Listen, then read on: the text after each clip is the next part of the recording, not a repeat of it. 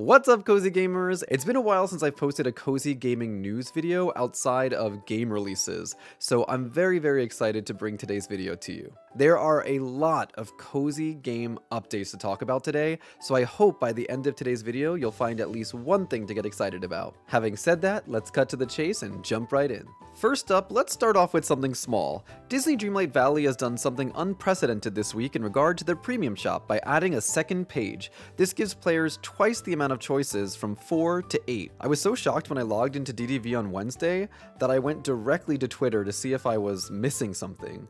That's when I saw this. According to this tweet, they want to know if people like the change, but who's gonna say no? This means more options each week, a faster cycle for items you may have missed, and the potential for Gameloft to make more premium items to prevent the shop from feeling stale. It's all win-win. Next up, we have a series of cozy game updates. Let's start with Palia. On Wednesday, Singularity 6 released a new dev update post mapping out their plans for the new year. This is something players have been waiting for with bated breath, as there are a number of issues that have sprung up since the last update, including the inability to play with friends in other regions across the globe.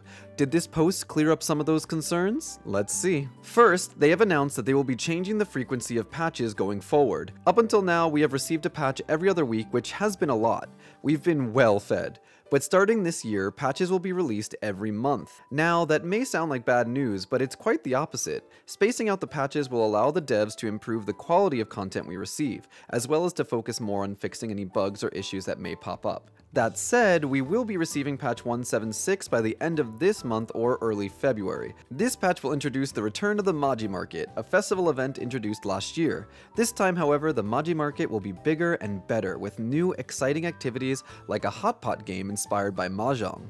We'll also get new fireworks, foods, and furniture pieces. I personally cannot wait. In addition, we will also be receiving outdoor-focused items for our homes and the ability to romance our newest villager, Subira. So, what about the bugs we're currently dealing with? Well, according to the dev update, it seems like bugs won't be addressed until patch 177, which, if we follow the new monthly schedule, won't be until late February, early March. Now, this is just my assumption, but sound off in the comments with your feelings about that. Our next game has already received an update as of this week, and that is Cult of the Lamb. This new free update titled Sins of the Flesh adds a lot of,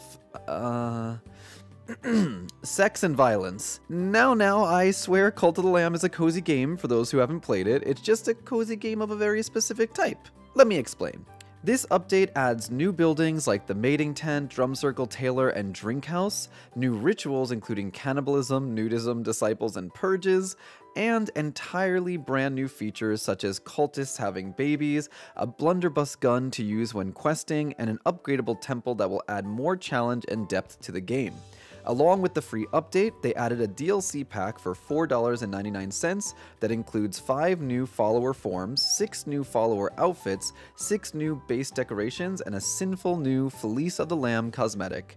And if you want more, you can now unlock 3 gnomes in-game by watching participating streams over on Twitch. You'll have to watch a total of 3 hours to get all 3, and have until January 30th. So go be sinful and get them for yourself. The last game update news is for Fae Farm. This Monday, January 22nd, the game will be receiving a huge patch that addresses problems both big and small. I will link the patch notes in the description box below, along with everything we have and will discuss in this video, but I can't go into it in its entirety as it's very long. But the highlight for me is how now pausing and certain menus will prevent time from passing, potions to run out, and you from dying. Again, if you're interested, check out the patch notes in full down below, and look forward to it releasing soon. Now on to game releases. Today, at the time of this video, a new multiplayer Life Sims game has released in early access on Steam. Palworld, a game I showcased last week in my January Cozy Games video, linked above, is a mix of a Life Sims game, Pokemon, Monster Hunter, and Grand Theft Auto.